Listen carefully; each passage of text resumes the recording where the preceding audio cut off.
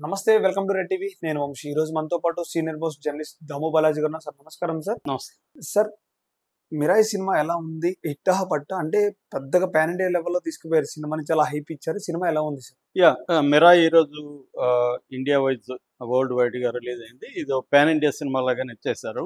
So, already ఇతనికి 'తేజ సజ్జాకి' ఒక పెద్ద హిట్ ఉంది 'హనుమాన్' అనే సినిమా.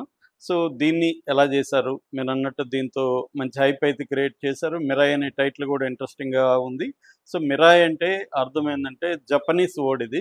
ఫ్యూచర్ అనమాట. భవిష్యత్తు లేదా హోప్ ఆఫ్ ద ఫ్యూచర్. భవిష్యత్తుకు సంబంధించిన ఒక విశ్వాసం. సో, ఇది కూడా అలాంటి ఇదనమాట. దీంట్లో ఇక రివ్యూలోకి వెళ్తే 'తేజ సజ్జా', తర్వాత 'రితికా నాయక్', 'మంచు మనోజ్', 'శ్రియా శరణ్', 'జగపతి బాబు', తర్వాత 'జయం రవి', ఇలాగ మంచి కాస్టింగ్ అయితే ఉంది. అలాగే టెక్నికల్ విషయానికి వచ్చేసరికి 'కార్తిక్ ఘట్టంనేని' సినిమాటోగ్రఫర్‌గా ఉండి డైరెక్టర్ అయ్యారు ఆయన. తర్వాత 'T G Vishwaprasad' People's Media producer. ఇక 'గౌరా హరి' మ్యూజిక్ డైరెక్టరు. కెమెరామేమో ఈయనే చేశాడు 'కార్తిక్ ఘట్టంనేని', సినిమాటోగ్రఫీ కూడా. మణిబాబు, కరణం ఆయన స్క్రిప్ట్ ఇద్దరు కలిసి చేశారు, డైరెక్టరు ఆయన కలిసి. ఇక కథగా వస్తే ఇదేంటంటే ఫాంటసీ, మైథలాజికల్ ఫాంటసీ, యాక్షన్ అడ్వెంచర్గా మనం చెప్పుకోవచ్చు జానరా విషయానికి వచ్చేసరికి. అంటే ఒక మైథలాజికల్ బ్యాక్గ్రౌండ్ తీసుకొని దాన్ని ఫాంటసీ క్రియేట్ చేసి చేసిన కథ ఇది. మామూలుగా మనకి ఇండియాలో మైథాలజీకి కొరత లేదు, చాలా ఉన్నాయి. దాన్ని ఒక తెలివిగా దీన్ని తీసుకున్నారు కథని. ఈ కథగా చెప్పుకోవాలంటే అశోక చక్రవర్తి కళింగ యుద్ధం తర్వాత ఆయన హింసకి వ్యతిరేకంగా మారిపోయే మనిషి. హింసని త్యజించి ఆయన శాంతి కాముకుడిగా మారిపోతాడు. అది అందరూ మనం చదువుకున్నదే. సో, మారిపోయిన తర్వాత ఆయన ఏం చేస్తాడంటే తనకున్న శక్తియుక్తులన్నింటినీ కలిపి ఒక 9 మహాగ్రంథాలు తయారు చేసి ఈ 9 మహాగ్రంథాల్లో నిక్షిప్తం చేస్తాడు. దీనికి 9 మంది వారియర్స్ని కాపలా పెడతాడు. ఒక్కొక్కరికి ఒక్కొక్క బాధ్యత అప్పగిస్తారు. వీళ్ళు తరతరాలుగా ఆ 9 గ్రంథాలని కాపాడాల్సిన బాధ్యత వాళ్ళకు ఉంటుంది. ఎందుకంటే ఈ 9 గ్రంథాలు ఎవరికైనా దొరికితే వాటిలో ఉన్న పద్ధతిలో పాటిస్తే వాళ్ళు అమరులుగా మారిపోతారు. అంటే చావు ఉండదు. మార్టైర్స్, అదే అంటే మరణం లేని వాళ్ళుగా మారిపోతారు. సో, అందుకని అది దుర్మార్గుల చేతిలో పడకుండా ఈయన కాపలా పెడతాడు. ఇది బ్యాక్గ్రౌండ్ స్టోరీ. దాని తర్వాత ఏమవుతుందంటే మోడర్న్ లైక్ వచ్చినాక దీంట్లో మహాబీర్ లామా అనే ఒక వ్యక్తి ఈ ఈ గ్రంథాలని తీసుకుంటాడు.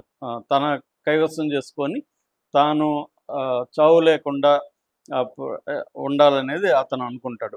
ఈ మహాబీర్ లామాకి బ్లాక్ స్వాడ్ అనే కూడా పేరు ఉంటుంది. సో, ఇక్కడ అంబిక అనే ఒక ఆవిడ ఉంటుంది. ఇందులో 9th గ్రంథం ఏదైతే ఉందో దాన్ని ఏమి కాపలా కాయాల్సిన పరిస్థితి ఉంటుంది. సో, ఆమె ఇప్పుడు దీన్ని ఇతను కొన్ని పుస్తకాలు కొట్టేస్తాడు ఆల్రెడీ, కొన్ని గ్రంథాలు. ఎవరు? మహాబీర్ లామా. సో, ఇతన్ని ఆపాలి, మిగతావి దొరకకుండా ఆపాలి, అతని దగ్గర నుంచి అవి కూడా తీసుకోవాలి. దీనికోసం ఆమె ఏం చేస్తుందంటే తన కొడుకుని వేద ప్రజాపతి అతన్ని సాక్రిఫైస్ చేస్తుంది. సో, అతను ఒక మామూలుగా రెగ్యులర్గా మామూలుగా అమాయకంగా ఉండే గైని ఇప్పుడు ఒక మహాయోధగా ఆమె చేసి తన దగ్గరికి పంపిస్తుంది. వీడేమో భయంకరమైన శక్తియుక్తులు ఉన్న విలను. అతన్ని ఈ కామన్ మ్యాన్ ఎలా వెళ్ళి ఈ గ్రంథాలని చేస్తాడనేది బేసిక్గా. దీంట్లో 'మిరాయి' అనేది ఒక ఖడ్గం పేరు. సో, ఈ 'మిరాయి' అనే ఒక ఆయుధంతో ఎలా చేశారనేది బేసిక్ ప్లాట్ అనమాట. ఇది మామూలుగానే వింటేనే ఫాంటసీ, ఒక చందమామ కథ లాగానే ఉంది. దీన్ని ఒక సైన్స్ ఫిక్షన్ లాగా కూడా మనం అనుకోవచ్చు. అంటే మైథాలజీ, సైన్స్ ఫిక్షన్ కలిస్తే ఉండే పద్ధతిలో ఉందన్నమాట. ఇది బేసిక్గా కథ. స్క్రీన్ ప్లే కూడా ఇంట్రెస్టింగ్ చేశాడు. కాకపోతే ఫస్ట్ హాఫ్లో ఎక్కువ విషయాల్ని చెప్పాలి కదా, ఇవన్నీ కథ చెప్పాలి కాబట్టి ఎస్టాబ్లిష్మెంట్కి కొంత టైం తీసుకున్నాడు. అక్కడ కొంత మనకి బోరింగ్ అనిపిస్తుంది. ఫస్ట్ హాఫ్లో కొంత అనీవన్గా వెళ్తుంది. సెకండ్ హాఫ్కి వచ్చేసరికి టగ్ ఆఫ్ వార్ ఇద్దరి మధ్య ఉంటుంది. సెకండ్ హాఫ్ చాలా ఇంట్రెస్టింగ్గా తీసుకున్నాడు. స్క్రీన్ ప్లే కూడా ఎక్కడికక్కడ ట్విస్ట్లు, టర్న్లు ఊహించని. ఎందుకంటే ఎప్పుడైనా ఫాంటసీ అనేది మామూలు మన జీవితంలో లేని ఒక ప్రపంచం. ఆ ప్రపంచాన్ని సృష్టించడంలో బ్రహ్మాండంగా సక్సెస్ అయినట్టుగా రైటర్లు మనం చెప్పుకోవచ్చు. ఇక దీన్ని డైరెక్షన్ పరంగా తీసుకున్నప్పుడు చాలా వండర్‌ఫుల్ చేశాడు. ముఖ్యంగా సెకండ్ హాఫ్ అయితే చాలా బాగా చేశాడు. అంటే మనం ఊహించని ఒక ప్రపంచంలోకి తీసుకెళ్ళి దాని యాక్షన్ ఎపిసోడ్‌లు గాని వండర్‌ఫుల్‌గా ఉన్నాయి. వీళ్ళ మధ్య వచ్చే ఫైట్స్ గాని ఇవన్నీ చాలా వండర్‌ఫుల్‌గా ఉన్నాయి. ముఖ్యంగా ట్రైన్ సీక్వెన్స్ ఒకటి చాలా బాగొచ్చింది. అట్లాగే 'బుక్ ఆఫ్ సౌండ్' ఈ బ్లాక్ అంటారు అదొకటి బాగొచ్చింది. 'సిద్ధక్షేత్రం' ఫైట్ ఒకటి సూపర్‌గా ఉంది. అట్లాగే దీంట్లో రాముడిని వాడిన పద్ధతి, ధర్మ గురించి డైలాగులు ఇవన్నీ డైలాగ్స్ కూడా చాలా బాగొచ్చాయన్నమాట. సో, స్క్రిప్ట్ పరంగా గానీ, డైరెక్షన్ పరంగా గానీ చాలా బాగా చేసినట్టుగా మనం చెప్పుకోవచ్చు. ఇక పెర్ఫార్మెన్స్ పరంగా 'తేజ సజ్జా' 2 రకాల షేడ్స్ ఉన్న క్యారెక్టర్. ఒకటి అమాయకంగా ఉంటూ ఒక నార్మల్ కుర్రాడిలాగా ఉండడం. అక్కడి నుంచి ఒక లైఫ్ అండ్ డెత్ సిట్యుయేషన్‌లోకెళ్ళి ఒక అతిపెద్ద టాస్క్‌ని అతను ఫుల్‌ఫిల్ చేయాల్సి రావడం. ఒక దారుణమైన విలన్ని ఎదుర్కోవాల్సి రావడం. ఆ ట్రాన్స్‌ఫర్మేషన్ వండర్‌ఫుల్‌గా చేశాడు ఆ అబ్బాయి. అంటే 2 క్యారెక్టర్‌లకి కూడా బిలీవబిలిటీ అంటే ఎప్పుడైనా స్క్రిప్ట్ రాస్తే ఆ స్క్రిప్టు ట్రాన్స్‌లేట్ స్క్రీన్ మీద అవ్వాల్సింది ఆర్టిస్టుల ద్వారానే అవ్వాలి. అది వండర్‌ఫుల్‌గా ఉందనమాట.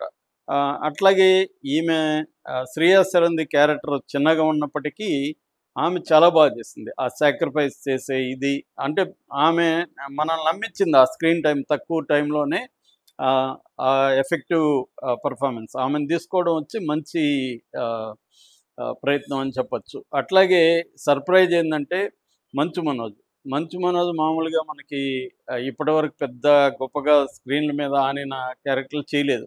కానీ దీంతో అతను ఒక కొత్త విలన్‌గా అవతరించాడని చెప్పొచ్చు. అతని కెరీర్ విలన్‌గా బాగుంటదని చెప్పొచ్చు. అతని బేస్ వాయిస్ కానీ, అతని ఆహ్, అపియరెన్స్ కానీ, స్క్రీన్ ప్రెజెన్స్ కానీ ఇవన్నీ గూడా చాలా వండర్‌ఫుల్‌గా వచ్చిందన్నమాట. అంటే ఒక డెప్త్ తీసుకురాగలిగాడు ఆ క్యారెక్టర్‌కి. తర్వాత మిగతా అంటే 'జగపతి బాబు', 'జయరామ్‌ది' ఒక చిన్న క్యారెక్టరు. వీళ్ళది గూడా బాగొచ్చాయన్నమాట. మొత్తం ఆర్టిస్టులందరూ పెర్ఫార్మెన్స్‌లు గూడా చాలా బాగొచ్చాయి. టెక్నికల్ విషయానికొస్తే కెమెరా అండ్ మ్యూజిక్ చాలా చాలా ఎక్స్‌ట్రార్డినరీగా ఉంది. చాలా విజువల్స్ అయితే కొన్ని చోట్ల మెస్మరైజింగ్‌గా అంటే అలా నోరు తెరుచుకొని చూసే స్థాయిలో విజువల్స్ ప్రపంచాన్ని క్రియేట్ చేశారు. అట్లాగే బ్యాక్‌గ్రౌండ్ స్కోరు వండర్‌ఫుల్‌గా ఉంది. చాలా సీన్‌లని బ్రహ్మాండంగా మామూలుగా స్క్రిప్ట్ చదివితే మనకు ఆ సీన్ గొప్ప అనిపించకపోవచ్చు కానీ, స్క్రీన్‌లోకొచ్చేసరికి అది ఎలివేట్ అయిన విధానం వచ్చి ఒకటి కెమెరా, బ్యాక్‌గ్రౌండ్ స్కోరు, ఆర్టిస్టుల పెర్ఫార్మెన్స్. ఈ 3తో మామూలు సీన్‌లు కూడా బ్రహ్మాండంగా ఎలివేట్ అయినాయి. బ్యాక్‌గ్రౌండ్ స్కోరు ఈ 'గౌరహరి' వండర్‌ఫుల్‌గా చేశాడు చాలా చోట్ల. అట్ ద సేమ్ టైమ్ అది ఆహ్, ఈ జాన్రాకి అనుకూలంగా ఉంది.